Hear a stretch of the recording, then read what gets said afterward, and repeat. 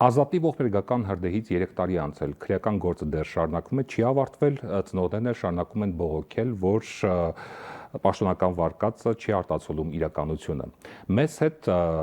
տուժողների ներկայացուցիչ Նորայր Նորիկյանն է, շնորհակալություն հրավերը ընդունելու համար։ Ես եմ շնորհակալ հրավերի համար։ Եվ այսպես դեպքից 3 տարի անցել, ինչ վիճակում է գործը եւ արդյոք առաջխաղացում կա, թե գտնվում ենք նույն փակ շրջափուլում։ Շնորհակալություն մեկ անգամ եւս հրավերի համար։ Հանգամանքների բերումով այս գործը մի քանի փուլերի է բաժանվել։ Առաջինը գտնվում է Գեղարքունիքի մարզի առաջինացիան ընդհանուր իրավասության դատարանի վարույթում եւ 5 մեղադրյալների մասնակցությամբ ներկայումս ինտենսիվ քննական փուլ է։ Մենք ավարտել ենք որոշակի փուլ, անցնում ենք կատարելու քիչ անց հաջորդ փուլը մեղադրյալների հարցաքննության փուլը, առանձին վարույթով մեկ անձի նկատմամբ արդեն մեղադրական վերդիկտ է հրապարակվել, այնուհետև դատավճիռ, որով նշված անձը ողջ մնացած զինծառայողներից մեկը մեղավոր է ճանաչվել եւ դատապարտվել է ազատազրկման, չնայած նշված դատավճիռը դեռևս չի մտել օրինական ուժի մեջ եւ բողոքարկվել է մեղադրյալի կողմից վերաքննիչ։ Քանի տարի է պահանջել 3 տարի ժամկետով է ազատազրկման դատապարտվել նշված անձը։ Արդյոք դա բավարար է 15 հոգու մահի պատճառ դարձած գործի դեպքում։ Դուք շատ ճիշտ հարց եք բարձրացնում, բայց առաջադրված մեղադրանքի շրջանակներում ըստ էության ամենանվազագույն պատիժն է սահմանվել դատարանի կողմից, որովհետև այն մեղադրանքը, որը առաջադրվել էր նշված անձին, ենթադրում էր ազատազրկում 3-ից 6 տարի ժամկետով, դատարանը հանգել է հետևության, որ նշված անձը պետք է պատժի 3 տարի ժամկետով։ Այնուամենայնիվ մեզ համար շատ ավելի էական ու առանցքային է հիմնական մայր գործի քննությունը, որի արդյունավետ քննության պարագայում հնարավոր ենք համարում որոշակի հանգամանքների պարզումը եւ իրականության ճշմարտության բացահայտումը, ինչը պայմանավորված է բազմաթիվ գործոններով։ Ի վերջո դուք ձեր խոսքում էլ ասացիք, որ դժոխք կողմը ծնողները չեն հավատում պաշտոնական վարկածին եւ ճիշտ էլ անում են, որ չեն հավատում, որովհետեւ դեպքից հետո ի սկզբանե շրջանառության մեջ դրվեց ամենաբարձր մակարդակով կառավարության նիստում վարչապետի գլխավորությամբ այդ վարկածը եւ ըստ էության այդ օրվա կառավարության նիստը կարծեք թե պատկերավոր ասած վերածվել էր արտակարգ դատարանի, որտեղ որոշվում էր թե ով է անմեղ, ով է մեղավոր, ով ինչ է արել, ինչպիսին է տեղ ունեցել դեպքը այն պարագայում, երբ դա բացառապես իրավապահ մարմինների լիազորությունների շրջանակում էր։ Ես կարծում եմ, որ այստեղ ամենակարևորագույն առանցքային հանգամանքներից մեկը, որը հենց առաջի պահից տեղի ունեցել հանցագործություն, դեպքի դիտավորյալ հետքերը թաքցնեն, ոչնչացնել եղել, դեպքի վայրը խախտելն է եղել, որը չգիտես ինչ հանգամանքներում եւ ինչ պատճառաբանությամբ եւ ինչ հիմնավորմամբ է այսօր վարույթ իրականացնող մարմինը փորձում սքողել եւ դրա վրա ուշադրություն չդարձնել։ Դուք կարծում եք դա միտումնավոր է արվել, թե ոչ պրոֆեսիոնալ աշխատանքի արդյունք է։ Եթե նույնիսկ ոչ պրոֆեսիոնալ աշխատանքի արդյունք է արվել, անպտության համար այդ դեպքի վայրը խախտողները հիմա պետք է քրեական հետապնդման ենթարկված լինեն եւ պատասխանատվության ենթարկված լինեն, քանի որ դա այդ հանգամանքն էլ մենք չունենք, մենք քանի դեռ կա չփարատված կասկած, մենք ունենք այդ կասկածը շրջանառության մեջ դնելու, որ ակնհայտ է մի բան, որ դեպքի վայրը խախտվել է, որով ոչնչացվել են բազմաթիվ էական նշանակություն ունեցող հետքեր, ինչը դժվարեցնում է գործի ամբողջական լիարժեք բացահայտումը։ Դիվերսիայի վարկածը հենց սկզբից քննարկվում էր։ Հիմա դուք նույնիսկ դիմել եք ԱԱԾ պետին, տնօրենին պատասխան այսօր ստացել եք, պաշտոնական գրություն կա թե ոչ։ Ես այդ գրություն ուղարկելուց հետո իհարկե սահմանված ժամկետում ինչ որ գրություն ստացա, բայց այդ գրությունը բովանդակային առումով ոչ մի էական նշանակություն չուներ ինձ համար կամ մեզ համար, որովհետև այդ գրությամբ ընդհանրապես ԱԱՑ համապատասխան իրավասություն ունեցող պաշտոնատար անձը ընդհանրապես հայտնել էր, որ մեր կողմից ներկայացված գրությունը իրենց կողմից ընդունվել է որպես գիտություն։ Մենք դա այլ տեղեկատվություն չէինք էլ ակնկալում, որովհետև մեր խնդիրն էր հասցնել մեր կասկածները ազգային անվտանգության ծառայությանը, որ հաշվի առնելով այս կասկածները, մտահոգությունները հանրության մեջ շրջանառվող այս վարկածը, անհրաժեշտ է ստուգել, թե արդյոք հիմնական մեղադրյալ Եղիշե Հակոբյանը կարող էր հայտնվել օտարերկրյա, մասնավորապես Ադրբեջանի Հանրապետության հատուկ ծառայությունների տեսադաշտում եւ հնարավոր է դիվերսիայի իրականացման պայմաններում կամ այդ վարկածի հավանականությունը որքան է, մենք որևէ բովանդակային առումով պատասխան չենք ստացել, ի վերջո քրեական վարույթի նյութերում էլ ես ի սկզբանե էլ ասել եմ, քրեական վարույթի նյութերին ծանոթանալուց հետո էլ ասել եմ, որ այս գործի շրջանակներում չեն իրականացվել հնարավոր բոլոր վարկածների վերաբերյալ հիմնավորված, պատճառաբանված եւ բազմակողմանի քննություն, որը հնարավորություն կտար առնվազն տուժող կողմին կամ կողմնակի դիտորդ անձանց այս կամ այն վարկածի վերաբերյալ ձևավորել հստակ վերաբերմունք կամ իսպառ բացառման կամ հավանական առումով։ Հետևաբար, քանի դեռ այդ քննությամբ ամբողջովին եւ անհերքելիորեն չեն չեզոքացվել այդ կասկածները, մենք իրավունք ունենք այդ վարկածների վերաբերյալ ունենալ մեր դիտարկումներն ու պատկերացումները։ Դուք տարեվերջին հայտարարեցիք, որ վկաններից փորձել եք ճշտել, թե ինչով է պայմանավորված եղել, որ հրդեհի պահին հակառակորդի հնարավոր գործողությունը դիտարկելու փոխարեն տեսախցիկները ֆիքսել են հրդեհի փաստը։ Պատասխան կա։ Տեսեք, գործի քննության ընթացքում վկաներից մեկը այդպիսի տեղեկություն հաղորդեց, որ մարտական հերթապահության ընթացքում, երբ որ իրենց տեսադաշտում կամ իրենք ստացել են համապատասխան տեղեկություն, որ ազատի զինվորական կացարանը այրվում է, եւ հակառակորդի շարժը դիտարկող տեսախցիկների ուղղությունը փոխվել է դեպի ուրեմն ազատի կացարան հրդեհը։ Որևէ հիմնավոր պատճառաբանություն չի բերվել, թե ինչու է հակառակորդի շարժը դիտարկող տեսախցիկները փոխվել, շրջվել եւ ինչ նպատակ է հետապնդել, արդյոք դա ուրեմն նախապես պլանավորված չի եղել կամ համապատասխան ցուցման արդյունքում չի եղել, մենք դրա պատասխանը չենք ստացել, այնուամենայնիվ որպես փաստ արձանագրել ենք։ Գիտեք, մեր ենթադրությունները կմնան ենթադրություններ, եթե դրանք չհիմնավորվեն անխոցելի փաստերով։ Ծնողները, հարազատները ինչ են կարծում։ Ծնողները չեն հավատում պաշտոնական վարկածին, ավելին ասեմ ձեզ, պետքա օբյեկտիվորեն մենք ընդունենք, որ 15 ծնողները նրանցից յուրաքանչյուրը կարող է ունենալ իր տեսակետը, իր պատկերացումները, իր վարկածը կարող է ունենալ այդ վարկածները երբեմն հակոտնի են միմյանց եւ դա ես օբյեկտիվորեն դա հասկանում եմ, այս ամեն ինչը։ Տեսեք, դուք ասում եք, որ ծնողները արել են պետության փոխարեն անհնարինը։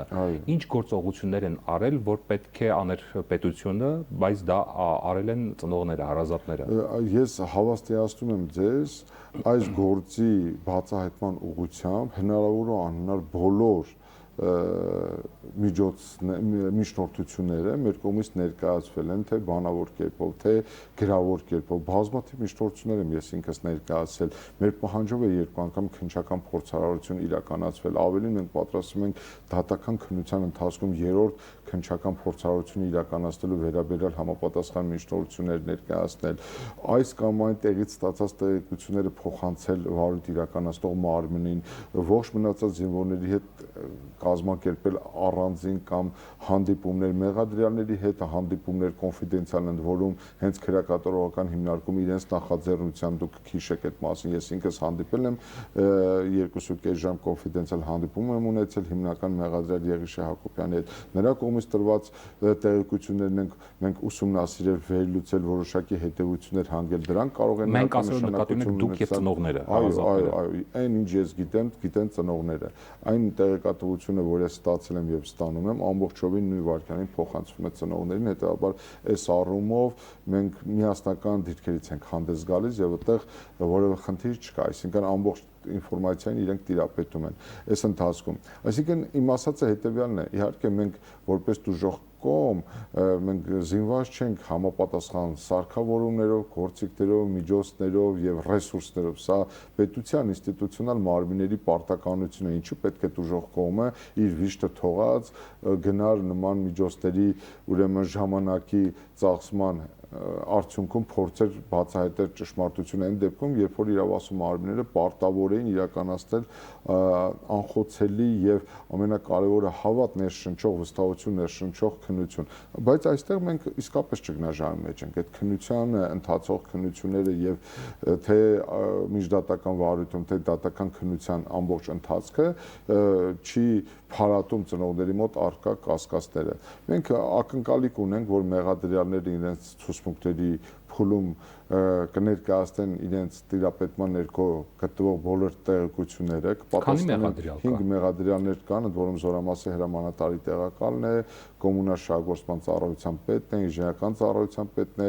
Վաշտի հրամանատարն է եւ Եղիշե Հակոբյանն է։ Եղիշե Հակոբյանի մասով դուք ասում եք, որ նա դեռ չի խոսում։ Եթե խոսի, շատ բան կարող է փոխվել գործի շրջանակում։ Ինչ եք կարծում, ինչու չի խոսում։ Դա անձնական պատճառներ են, թե վախեցնում են միգուցե, ստիպում են։ Այս վերջին 1 տարվա ընթացքում բազմաթիվ տարբեր մակարդակներով, տարբեր անձանց կողմից մեզ ներկայացում են տեղեկություններ, որ Եղիշեին վախեցնում են, որ Եղիշեն ահաբեկված է, որ Եղիշեի ընտանիքի նկատմամբ են իրականացվում կամ իրականացվել որոշակի գործողություններ։ Այդ ամեն ինչի վրա լույս կարող է սփռել հենց Եղիշե Հակոբյանը, եթե իսկապես իրեն խանգարում են, իրեն նեղացնում են։ Ընդ որում ասեմ ձեզ, որ Եղիշե Հակոբյանը մի քանի անգամ հենց քրեակատարողական հիմնարկից է ինձ զանգահարել եւ փորձել է որոշակի տեղեկություններ հաղորդել եւ ես իրեն հորդորել եմ նաեւ, որ ինքը ասի ճշմարտություն է, բացի կոնֆիդենցիալ հանդիպումից, իսկ կոնֆիդենցիալ հանդիպման ժամանակ ասեմ ձեզ, ինքը ինձ ներկայացել է 8-9 էջանոց հենց իր գրառումներով մի փաստաթուղթ, որում ինքը դեպքի նախորդող ժամանակահատվածի վերաբերյալ տարբեր իրադարձությունների վերաբերյալ 1-2 նախադասությամբ ինչ որ ընդգծումներ է արել։ Ակնարկներ են միգուցե։ Այո, ակնարկներ է արել, շատ լավ տերմին օգտագործեցիք, ակնարկներ է արել, իհարկե չբացելով դրա ամբողջական ենթատեքստը։ Ըստ էության խոսքը գնում է, որ դեպքի նախորդող շրջանում զինծառայողներից մեկի ծնողի հետ ազգային ժողովի падգամավորներից մեկի ունեցած հնարավոր կապի մասին, այդ падգամավորի կապերը կամ հնարավորությունները օգտագործելով այդ կացարանում ինչ որ խնդիրների հարթման, լուծման վերաբերյալ խոսքը գնում է Հայաստանում հայտնի քրեական խմբավորումների անունից այդ զինվորական կացարան գալու եւ զինծառայողների հետ ունեցած կոնֆլիկտների հնարավորության մասին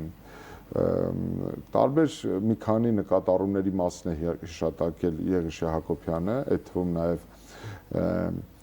զինծառայողների միջև փոխհարաբերությունների, դիզվառելիքի առևտրի հնարավորության Իսկ բոլոր այդ ակնարկները դուք փորձել եք վերլուծել կամ փորձել եք ճշտել դրանց իսկությունը։ Դրանց վերաբերյալ ստուգողական աշխատանքներ հենց այդ տրամադրման պայից մենք իրականացրել ենք, որոշակի տվյալների վերաբերյալ արդեն ունենք ձևավորված դիրքորոշում, բայց կրկնում եմ, ես դրանք հիմա չեմ հրապարակայնացնում շատ པարզ պատճառաբանությամբ, ես ակնկալում եմ, որ հենց Եղիշեն հենց բաց հրապարակային դատաքննության ընթացքում ինքը կխոսի այդ մասին, նախ կներկայացնի թե որն է եղել շարժառիթը, որ ինձ է ներկայացել այդ տեղեկությունները, որովհետև դա էլ կարող է նպատակ հետապնդի մեր տրամադրությունները փոխելու, մեզ շեղելու, ծնողների ուրեմն վարքագիծը փոփոխելու միտված լինի, որովհետև մենք շատ ուշով վերլուծել ենք, ուսումնասիրում ենք, հիմա մենք ակնկալում ենք, որ դրանց վերաբերյալ Եղիշե Հակոբյանը հրապարակային ներկայացնի իր դիրքորոշումները։ Ակնհայտ է մեզ համար, որ այդ զինվորական կացարանում դեպքի նախորդող ժամանակահատվածում սպաների եւ զինծառայողների միջև կոնֆլիկտ է եղել, վեճ է եղել, որոշակի խմորումներ են եղել, սպաների միջև են հարաբերությունները լարված եղել, հիմա էլ եթե դուք նկատում եք կամ հետևում եք դատական ընթացքին մեղադրյալների մեջ, որոնք սպաներ են, որոշ մասի մեջ կան ընդգծված հակասություններ մեղադրյալների եւ վկաների հարցաքննված վկաների, որոնք սպաներ են եղել, այդ թվում նաեւ բարձրաստիճան սպաներ, զորամասի հրամանատարը, դասակի հրամանատարը, այլ սպաներ, նրանց միջև են հակասություններ եղել։ Այսինքն կա տպավորություն, թե բարձիթողի վիճակում է եղել այդ կացարանը եւ ընդհանուր առմամբ ասեմ ձեզ, մեր դժգոհության եւ մեղմ եմ ասում դժգոհության, բողոքի, տագնապի պատճառներից մեկն էլ հենց դա է, որ փնտի կառավարում է իրականացվել եւ ըստ էության կներեք արտահայտությանս համար սա եթերային տերմին չի եւ ընդհանրապես ես չեմ սիրում այդ բառը օգտագործել, բայց ցավոք եմ հարկադրված բանակում բարդակի ուրեմն մթնոլորտ է համենայն դեպս այդ ժամանակահատվածում գերիշխել, հակառակ դեպքում ես ես հավաստիացնում եմ, այս ամեն ինչը նաև սխալ կադրային քաղաքականության, ոչ ֆորմալ բարքերի գերակայության, զինված ուժերում վերադաս, ստորադաս հարաբերությունների բացակայության, ամենաթողության, անպատասխանատվության արդյունք եղել, որովհետև հենց այդ նույն զորամասում հարգելի Կարեն, դեպքից 1 ամիս առաջ մարտական դիրքում էլի հրդեհ է բռնկվել, հրաշքով ողջ են մնացել զինծառայողները։ Այսինքն իրենք հետևությունները չեն անել այդ զորամասի հրամանատարությունը, իրենց վերադաս հրամանատարությունը, դեպքից մի քանի որոշ ժամանակ առաջ այդ զորամասում անցկացվել են ստուգումներ, զինված ուժերի գլխավոր շտաբի անձնակազմի ներկայացուցիչների կողմից համապատասխան զեկույցներ են ներկայացվել անհրաժեշտ պարագաների վերաբերյալ, այդ թվում նաև հակարդային համակարգի վերաբերյալ, ընդ որում ասեմ ձեզ այդ ի սկզբանե այդ կացարանը չպետք է հատկացվեր որպես զինվորական կացարան։ Դա մի խարխուլ սահմանափակ տարածքով ոչ կոմունալ կենցաղային պահանջներին չհամապատասխանող, ոչ ստանդարտի չհամապատասխանող։ Դուք հայտարարել եք, որ այդ կացարանում իրավունք չունի նաև գոյություն ունենալ տեղադրվել վառարան։ Այո, որովհետև այդ վառարանի համար նախատեսված փայտ չի հատկացվել, այդ վառարանը պետք է ջեռուցվեր էլեկտրական ջեռուցիչներով, հենց տառացիոն 2 դատական նիստում քննարկվեց այդ հարցը եւ հենց գործում արկա ապացույցների հետազոտումից էլ պարզ դարձավ, որ այդ վառարանում զորամասի ուրեմն բյուջեով պլանավորված կամ զորամասի իրենց մատակարարումների պլանով պայմանավորված փայտի մատակարարում չի նախատեսված եղել, այսինքն սա էլ գալիս է մեկ հանգամանք վկայակոչելու։ Իսկ նախկինում հրդեհը դարձյալ վառարանի պատճառով է եղել, թե տեղյակ չեք։ Այո, էլի վառարանը մարտական դիրքում այսինքն պատահականություններ են, որոնք դժվար է ասել պատահականություն ամեն դեպքում։ Դուք միջնորդել եք, որ վարչապետը եւ պաշտպանության նախարարը կմիջնորդենք դեռևս, մենք նախապատրաստում ենք համապատասխան փուլում կմիջնորդենք, որովհետեւ մեղադրյալների հարցաքննությունից հետո ապացույցների ծավալը լրացնելու համապատասխան փուլ գոյություն ունի քրեադատավարական, այո, մենք միջնորդելու ենք, որպեսզի դատակոչվեն եւ հարցաքննվեն պաշտպանության նախարարը եւ Հայաստանի Հանրապետության վարչապետ Նիկոլ Փաշինյանը։ Ինչու պատճառաբանությունները մի քանիսն են, որովհետև այդ միջնորդությունը ես հրապարակային եմ ներկայացնելու, կներկայացնեմ այդ միջնորդությունը, կփորձեմ հիմնավորել, որ նրանք պետք է դատակոչվեն եւ որպես վկա հարցաքննվեն։ 1-2 հիմնավորում կարող եք ասել։ Այո, ես տարածիորեն, քանի որ երեք լրանում էր 3-րդ տարելից այդ ողբերգական դեպքերի, ես նորից եմ դիտել այդ կառավարության նիստի տեսագրությունը, որտեղ վարչապետ Փաշինյանը համոզմունքով խոսում է դեպքին հաջորդող ժամանակահատվածի կար ժամանակահատվածի մասին, նկարագրում է իրավիճակը եւ նշում է, որ ամբողջ գիշեր մենք հետեւել ենք դեպքերի զարգացմանը, ով ինչ արել, ով ինչպես է արել եւ ինքը իմ մոտ տպավորություն ստացավ, որ ինքը ղեկավարել է այդ օպերացիան։ Հետեւաբար, եթե ինքը ղեկավարել է, եթե ինքը ստացել է զեկույցներ, ենթադրում է, որ ինքը պետք է տա նաեւ հրահանգներ, թե համապատասխան այդ զեկույցների հիման վրա մեզ անհրաժեշտ է պարզել, թե ինչ հրահանգներ են տրվել, ում է տրվել, ում կողմից է տրվել։ Նույնը պաշտպանության նախարարի, վերջեվերջո պաշտպանության նախարարը մենք ենթադրում ենք, որ կապող օղակն է եղել դեպքի վայրի եւ կառավարության ղեկավարի միջեւ եւ այդ ցուցումները, որոնք վերից վար իջել են եւ ներքևից վեր եկել են, դրանք իրականացվել են պաշտպանության նախարարի միջոցով։ Մենք ուզում ենք հասկանալ ի վերջո դեպքի վայրը ում հրահանգով է ոչնչացվել, հետքերը ում հրահանգով են ոչնչացվել, զոհված զինծառայողների դիերը ում հրահանգով են դուրս բերվել այրված կացարանից այն դեպքում, երբ վարույթ իրականացնող մարմինը, քննչական մարմինները, քանի դեռ այդտեղ չէին իրականացնել դեպքի վայրի զննություն, քանի դեռ չէին իրականացնել համապատասխան, այո, անհետաձգելի քննչական վարույթային գործողություններ, որը մեկը իրավունք չուներ խախտել դեպքի վայրը։ Ինչ ակնկալիք ունեք։ Մեզ համար գործի ամբողջական լիարժեք բացահայտումն է, մոտիվը, դրդապատճառը, ի վերջո հռետորական հարց եմ ուզում տալ, ում էին խանգարում 15 զինծառայողները եւ նրանց ողբերգական եղերական մահով ով ինչ խնդիր է լուծել, ինչ խնդիր է լուծվել 15 զինծառայողների ողբերգական մահով։ Շնորհակալություն մեր հարցին պատասխանելու համար։ Մենք զրուցում էինք Ազատի հրդեհի զոհված զինծառայողների ծնողների ներկայացուցիչ Նորայր Նորիկյանի հետ։ Ցտեսություն։